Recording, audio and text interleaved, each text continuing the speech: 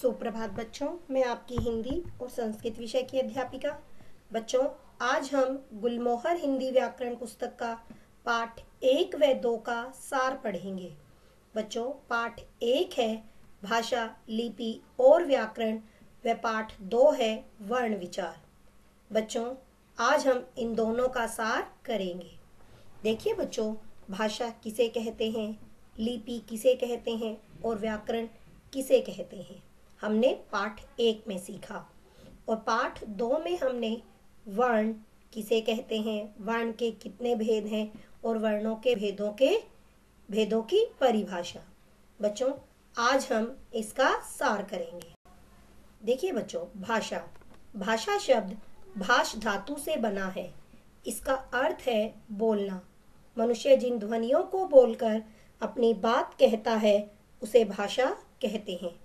इस प्रकार कहा जा सकता है कि भाषा वह साधन है जिसके द्वारा मनुष्य बोलकर, लिखकर, पढ़कर व सुनकर अपने मन के विचारों तथा भावों का आदान प्रदान करता है। बच्चों, मनुष्य भाषा को 4 तरीकों से आदान प्रदान करता है: बोलकर, लिखकर, पढ़कर व सुनकर। भाषा के 4 कौशल होते हैं: बोलना, पढ़ना, लिखना व सुनना। इन सभी के माध्यम से वह अपने विचारों का आदान प्रदान करता है। तो साधारण रूप से हम कह सकते हैं कि मन के भावों को बोलकर व लिखकर प्रकट करने के साधन को भाषा कहते हैं। अब देखिए बच्चों, आगे भाषा के रूप। भाषा का प्रयोग हम मुख्यतः बोलकर तथा लिखकर करते हैं। इस प्रकार प्रयोग के आधार पर भाषा के 2 रूप होते हैं: मौखिक और लिखित। बच्चों, जब हम अपने विचारों को बोलकर तथा सुनकर समझते हैं या बताते हैं तो वह भाषा का मौखिक रूप होता है। जब हम अपने विचारों को लिखकर तथा पढ़कर समझते या बताते हैं तो वह भाषा का लिखित रूप होता है। इस प्रकार भाषा के 2 रूप होते हैं, एक मौखिक, दूसरा लिखित। मौखिक रूप बच्चों स्थायी नहीं होता, किंतु भाषा का पहले प्रयोग में आने वाला रूप मौखिक रूप ही था। हमें अपने विचारों, अपनी बातों को सुरक्षित रूप प्रदान करने के लिए भाषा के लिखित रूप की आवश्यकता हुई। तो बच्चों, लिखित रूप के साथ हमें आवश्यकता हुई उसकी लिपि की। तो देखिए, लिपि, भाषा लिखने के ढंग को लिपि कहते हैं। बच्चों, प्रत्येक भाषा की अपनी अलग अलग लिपि होती है। देखिए, भाषा लिखने का ढंग या तरीका लिपि कहलाता है। जैसा कि मैंने बताया कि प्रत्येक भाषा की अपनी लिपि होती है, तो लिखने के लिए कुछ चिन्ह निर्धारित हुए तो वे चिन्ह लिपि कहलाए। हिंदी, संस्कृत, मराठी व गुजराती, इन 4 भाषाओं की लिपि बच्चों देवनागरी है। अंग्रेजी, जर्मन व फ्रेंच, इन तीनों भाषाओं की लिपि रोमन है। उर्दू की लिपि फारसी, पंजाबी की लिपि गुरुमुखी है। ये तो बात हुई कुछ भाषाओं और उनकी लिपियों की। तो बच्चों, अब देखिए मातृभाषा। मातृभाषा, भाषा का वह रूप जिसे बालक सबसे पहले अपने परिवार में रहकर सीखता है, वह मातृभाषा कहलाती है। तो बच्चों, हम ये भी कह सकते हैं कि बच्चा जब अपने माँ बाप से कोई भाषा या अपने आस पड़ोस से कोई भाषा सीखता है तो वह मातृभाषा होती है। तो हमारे आस पड़ोस से और माता पिता के द्वारा सीखी जाने वाली भाषा को मातृभाषा कहते हैं। आगे देखिए बच्चों, राजभाषा। राजभाषा, राजभाषा का अर्थ है राज जमा भाषा, यानी राजकाज की भाषा। बच्चों, वह भाषा जिसका प्रयोग देश के कार्यालयों में कामकाज के लिए किया जाता है वह राजभाषा कहलाती है। तो देश के कार्यालयों तथा दफ्तरों में प्रयोग की जाने वाली भाषा को राजकाज की भाषा या राजभाषा कहते हैं। बच्चों, हमारे यहाँ सरकारी कार्यालयों व दफ्तरों में हिंदी भाषा का प्रयोग होता है। तो हमारी राजभाषा हिंदी है और हमारी मातृभाषा भी हिंदी है, क्योंकि हमारे यहाँ पर हिंदी भाषा बोली, पढ़ी व समझी जाती है। तो बच्चों, हमारी मातृभाषा और हमारी राजभाषा हिंदी है। आगे देखिए बच्चों, हमारे भारत में 22 भाषाओं को मान्यता प्राप्त है। बच्चों, यहाँ पर अनेक बोलियां बोली जाती हैं, किंतु भाषाएं 22 हैं जिन्हें मान्यता प्राप्त है। बच्चों, बोली सीमित क्षेत्रों में बोली जाने वाली भाषा के रूप को बोली कहा जाता है। बोली भाषा का मौखिक रूप है। यह छोटे स्तर पर बोली जाने वाली बोली है। बच्चों, यह मौखिक रूप है, इसका कोई लिखित रूप नहीं है, तो यह अस्थाई है, तो इसे हम भाषा नहीं कह सकते। आगे देखिए बच्चों, व्याकरण जो शास्त्र हमें वर्णों, शब्दों और वाक्यों के शुद्ध प्रयोग की जानकारी देता है वह व्याकरण कहलाता है। तो बच्चों, हम ये भी कह सकते हैं कि जिस शास्त्र के द्वारा हमें भाषा के शुद्ध रूप में पढ़ने, लिखने व समझने की जानकारी मिलती है उसे व्याकरण कहते हैं। तो व्याकरण वह शास्त्र है जिसके द्वारा भाषा के शुद्ध रूप का ज्ञान होता है। तो बच्चों, आगे देखिए, पाठ 2 पर आधारित परिभाषाएं। वर्ण वर्ण वह ध्वनि है जिसके और खंड नहीं किए जा सकते। तो वर्ण भाषा की सबसे छोटी ध्वनि है जिसके टुकड़े नहीं किए जा सकते। बच्चों, जैसे ए, ई, कै, चे, खे, रे, इनके हम और टुकड़े नहीं कर सकते, तो ये वर्ण कहलाते हैं। वर्ण के भेद, वर्ण के 2 भेद होते हैं, एक स्वर और दूसरा व्यंजन। तो बच्चों, स्वर 11 होते हैं और व्यंजन 33 होते हैं। देखिए आगे, माला। बच्चों, स्वरों और व्यंजनों को मिलाकर बनती है वर्णमाला। जिस प्रकार एक धागे में मोतियों के पिरोने पर वह माला बनती है, उसी प्रकार स्वरों और व्यंजनों को क्रमबद्ध रूप में लिखने पर वह वर्णमाला बनती है। तो देखिए इसकी परिभाषा, वर्णों के व्यवस्थित रूप को वर्णमाला कहते हैं।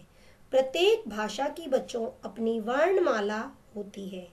हिंदी वर्णमाला में 11 स्वर और 33 व्यंजन होते हैं। देखिए, स्वर जिन वर्णों को बोलने के लिए अन्य ध्वनियों का सहारा नहीं लेना पड़ता उन्हें स्वर कहते हैं। तो बच्चों, हम ये भी कह सकते हैं कि जिन वर्णों का उच्चारण स्वतंत्र रूप से होता है उन्हें स्वर कहते हैं। तो बच्चों, इसके उच्चारण में हमें किसी अन्य वर्ण की सहायता नहीं लेनी पड़ती। बच्चों, हिंदी भाषा में 11 स्वर हैं। ए, आ, ई, उ, री, ए, ऐ, ओ, औ, ये सभी स्वर हैं, ये हैं 11 है। आगे देखिए, व्यंजन।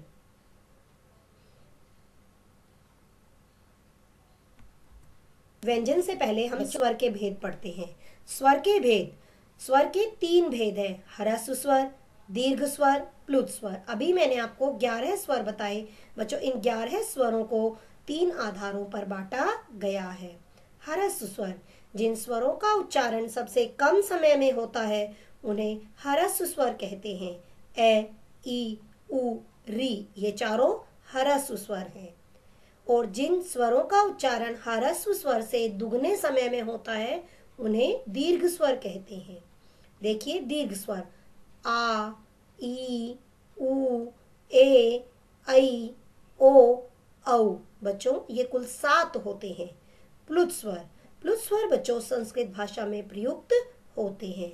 जिस प्रकार हम ओम का उच्चारण करते हैं तो ई एक प्लुत स्वर है। यहाँ पर जब हम ओम का उच्चारण करेंगे तो सुर लंबा लेंगे, जैसे ओम, तो ये प्लुत स्वर है। आगे देखिए बच्चों, व्यंजन। व्यंजन, जिन वर्णों का उच्चारण स्वरों की सहायता से होता है उन्हें व्यंजन कहते हैं। बच्चों, यानी वर्णों के उच्चारण में जब स्वरों की सहायता ली जाती है तो वे व्यंजन कहलाते हैं। व्यंजन के उच्चारण में ए स्वर की सहायता लेनी पड़ती है, क्योंकि बच्चों सभी व्यंजन आधे होते हैं, उनके नीचे हलंत लगा होता है। जब उनमें ए जोड़ा जाता है तो वे पूरे हो जाते हैं। तो इसलिए कहा जाता है कि जिन वर्णों का उच्चारण स्वरों की सहायता से होता है उन्हें व्यंजन कहते हैं। देखिए, व्यंजन कैसे मैं तक स्पर्श व्यंजन होते हैं। देखिए, मैं इनका उच्चारण कर रही हूँ। कै, खे, गे, घे, णे, चे, छे, जे, झे, ये टे ठे डे ढे अणे ते थे दे धे ने पे फे बे भे में। बच्चों ये आपके कुल 25 व्यंजन हैं। ये हैं स्पर्श व्यंजन। आगे देखिए ये रे ले वे, ये चारों आपके अंतसत व्यंजन हैं। श शे से है, ये ऊष्म व्यंजन है। आगे बच्चों अक्षय त्रय ज्ञ, ये संयुक्त व्यंजन है क्योंकि दो अलग अलग व्यंजनों के मेल से बने व्यंजन हैं। ज यानी जय के नीचे नुक्ता चिन्ह लगने के कारण इनका उच्चारण करेंगे ज, और फे के नीचे नुक्ता चिन्ह लगने के कारण फ फ। आ पर अर्धचंद्राकार लगा है बच्चों, ये अर्धचंद्राकार आगत चिन्ह है। तो बच्चों ज फ और अ, ये आ जो है ओ के रूप में प्रयुक्त होता है, ये आगत चिन्ह के रूप में प्रयुक्त होते हैं, ये आगत वर्ण होते हैं, ये अन्य भाषाओं से हुए वर्ण हैं। आगे देखिए व्यंजन के भेद। व्यंजन के 3 भेद हैं, स्पर्श व्यंजन, अंतःसत व्यंजन और ऊष्म व्यंजन। बच्चों जैसा कि मैंने बताया अभी, कैसे लेकर मैं तक ये स्पर्श व्यंजन होते हैं, ये रे ले वे ये अंतःसत व्यंजन होते हैं, और श श से है ये ऊष्म व्यंजन होते हैं। तो इस प्रकार ये 33 व्यंजन होते हैं। आगे देखिए मात्राएं, स्वरों के लिए निर्धारित चिन्ह मात्राएं कहलाती हैं। बच्चों व्यंजन के साथ लगने वाले स्वरों के कुछ चिन्ह मात्रा कहलाते हैं। बच्चों ए स्वर के अतिरिक्त सभी स्वरों के मात्रा चिन्ह होते हैं। तो बच्चों स्वरों के निर्धारित चिन्ह मात्रा कहलाते हैं। ए के अलावा अन्य जो स्वर हैं उन सभी की मात्राएं होती हैं। अनुस्वार और विसर्ग, हिंदी वर्णमाला के अनुस्वार तथा विसर्ग को ए के साथ जोड़कर अंग तथा अह लिखा जाता है। बच्चों अंग हर वर्ग का 5वां वर्ण जो है वो अनुस्वार के रूप में प्रयुक्त होता है, और अ के पीछे जो 2 बिंदु लगे हैं इन्हें हम विसर्ग कहते हैं। जब हम इनका उच्चारण करते हैं तो बच्चों ये है के रूप में प्रयुक्त होता है। देखिए अनुस्वार से संबंधित शब्द कंघा, गंगा, पंखा, ये हैं अनुस्वार के शब्द। अब देखिए विसर्ग के अह, अतः, प्रातः, स्वतः। बच्चों ये तत्सम शब्द होते हैं, ये संस्कृत भाषा से लिए हुए शब्द होते हैं। बच्चों अनुस्वार और विसर्ग न स्वर होते हैं न व्यंजन, ये अयोगवाह होते हैं। इनका उच्चारण स्वरों की सहायता से होता है किंतु ये स्वर नहीं होते हैं। वर्ण संयोग, वर्णों का मेल वर्ण संयोग कहलाता है। अभी बच्चों मैंने आपको संयुक्त व्यंजन बताए थे, तो ये संयुक्त वर्ण है, 2 अलग अलग वर्णों के मेल से बने वर्ण। तो कै हलंत जमा शय अक्षय, तय हलंत जमा रे त्रय, जय जमा ये बनेगा ज्ञ।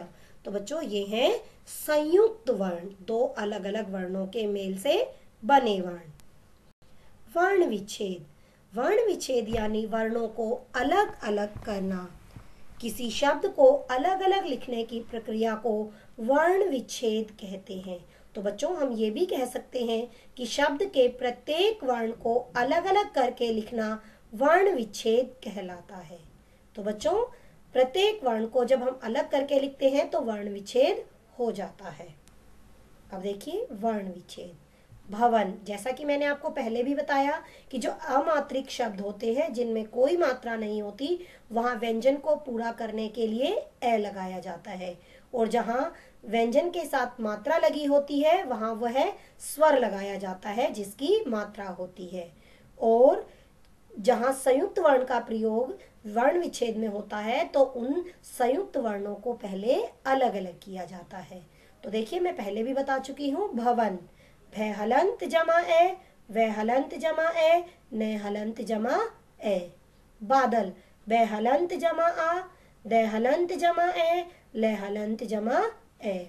मौसम में हलंत जमा औ, से हलंत जमा ए, और मैं हलंत जमा ए। विश्वास व हलंत जमा ई, क्योंकि वह पर लगी है ई की मात्रा, बन गया वी। शय हलंत, और शय को पूरा नहीं करेंगे क्योंकि ये आधा है, तो बन गया विश। वे आ विश्वा, से हलंत जमा ए से, तो बन गया विश्वास। प्रतिज्ञा, तो बच्चों प्रतिज्ञा पदेन के रूप में है, तो ये यहाँ पर इसे पूरा करेंगे हम साथ साथ। पे हलंत जमा रे जमा ए प्र, त हलंत जमा ई प्रतिज्ञा, जय जमा ये जमा आ बन गया प्रतिज्ञा। अप्सरा ए जमा पे हलंत जमा से हलंत जमा ए रे हलंत जमा आ बन गया अप्सरा। तो बच्चों आपका गृह कार्य है प्रदत्त कार्य करो। इस सार से संबंधित यानी पाठ 1 व 2 का असाइनमेंट प्रदत्त कार्य आपका एडक्वाक की साइट पर अपलोड होगा। आपको अपनी कॉपी में उसे सुंदर सुंदर लेख में करना है। अब करेंगे पिछले गृह कार्य की बात। बच्चों आपका गृह कार्य था कि मात्रा किसे कहते हैं, वर्ण विच्छेद किसे कहते हैं, और कुछ शब्दों का वर्ण विच्छेद कीजिए। देखिए उत्तर नंबर 1, स्वरों के निर्धारित चिन्ह मात्रा कहलाते हैं। उत्तर 2, शब्द के प्रत्येक वर्ण को अलग अलग करके लिखना वर्ण विच्छेद कहलाता है। अब देखिए कमल का वर्ण विच्छेद, कै हलंत जमा ए, मैं हलंत जमा ए, ले हलंत जमा ए। अब देखिए दूसरा रोगी का, रे हलंत जमा ओ, गे हलंत जमा ई।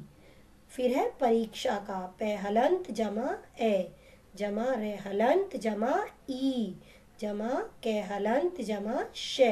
अब देखिए संयुक्त वर्ण था तो कै और शे के अलग अलग किया हमने इनको, जमा आ बन गया परीक्षा।